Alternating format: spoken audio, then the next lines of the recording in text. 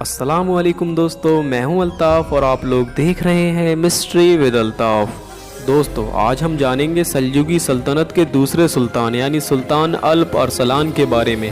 الپ ارسلان کا نام محمد تھا جبکہ ابو سجا ان کی غنیت تھی۔ انہیں عباسی خلیفہ کے دربار سے بہت سے خطاب مل چکے تھے، لیکن دنیا انہیں الپ ارسلان کے نام سے ہی جانتی ہے۔ 451 ہجری 1059 عیسوی میں جب چگری بیگ کا انتقال ہوا تو ان کے انتقال کے بعد ان کے لائق بیٹے الپ ارسلان نے مرگ کی ریاست کی باگڈور سنبھالی۔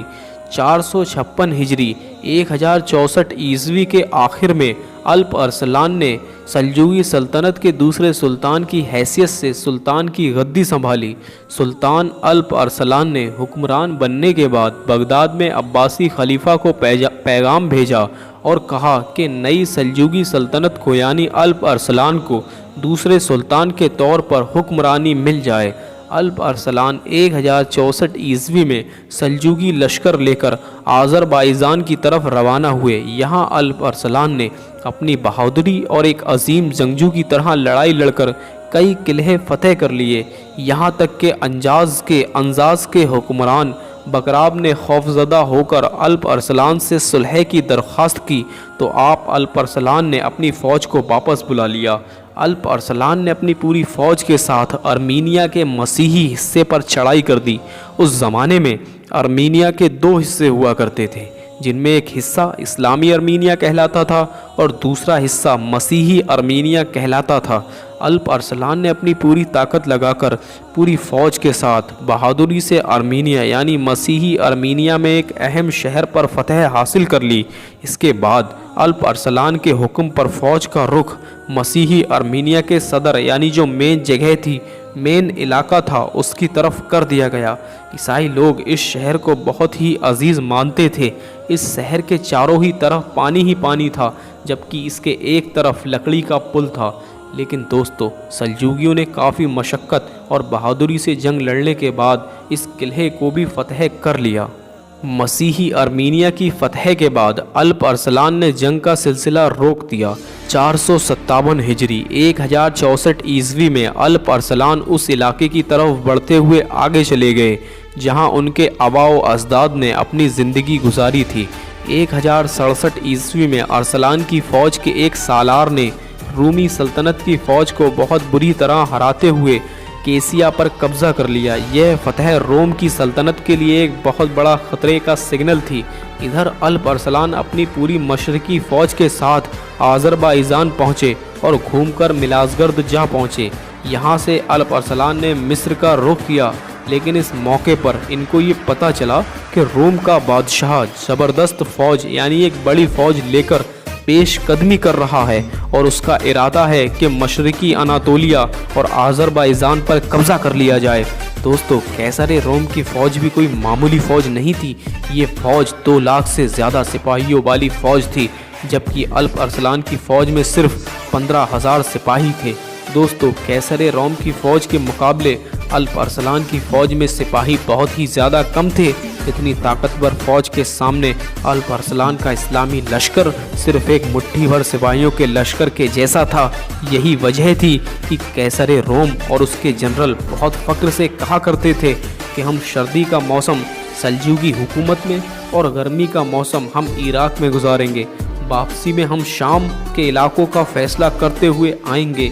الپ ارسلان اپنے سے 20 گنا بڑی طاقتور فوج کو دیکھ کر بالکل بھی نہیں ڈرے۔ وہ جانتے تھے کہ ایک طاقت اور ہے جو زمینی اور آسمانوں پر حکومت کرتی ہے۔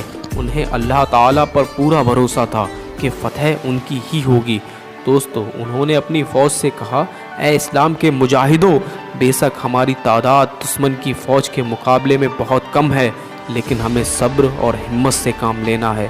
ہمارے ساتھ اللہ تعالیٰ کی طاقت ہے، ہم مسلمان ہیں، ہمیں اللہ تعالیٰ پر یقین کرتے ہیں۔ دشمن فوج کا مقابلہ کرنا ہے، اگر فتح حاصل کی تو اللہ کا بہت بڑا احسان ہوگا، ورنہ ہم شہادت کا درجہ حاصل کریں گے۔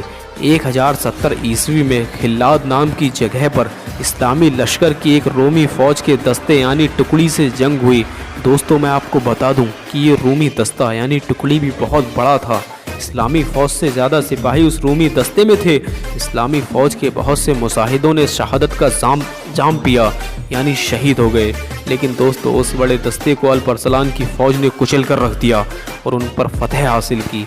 अरसलान की इस कामयाबी और उस बड़े दस्ते की हार को सुनकर कैसर रोम बौखला उठा और उसने अपनी पूरी फ़ौज को इकट्ठा किया और मिलाजगर्द के पास एक जगह पर अपनी पूरी फ़ौज को लाकर जमा कर दिया।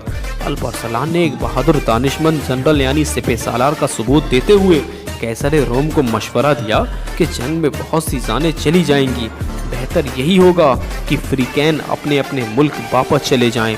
तो उनके जवाब में कैसर रोम ने कहा, ए वहशी, अगर तुम अमन पसंद हो और आदमियों का खून बहाना पसंद नहीं करते तो उस जगह को जहां तुमने अपना पड़ाव डाला हुआ है, इस जगह को मेरी रूमी फ़ौज के लिए खाली कर दो और अपनी सच्चाई का सबूत देते हुए अपनी हुकूमत को हमारे हवाले कर दो।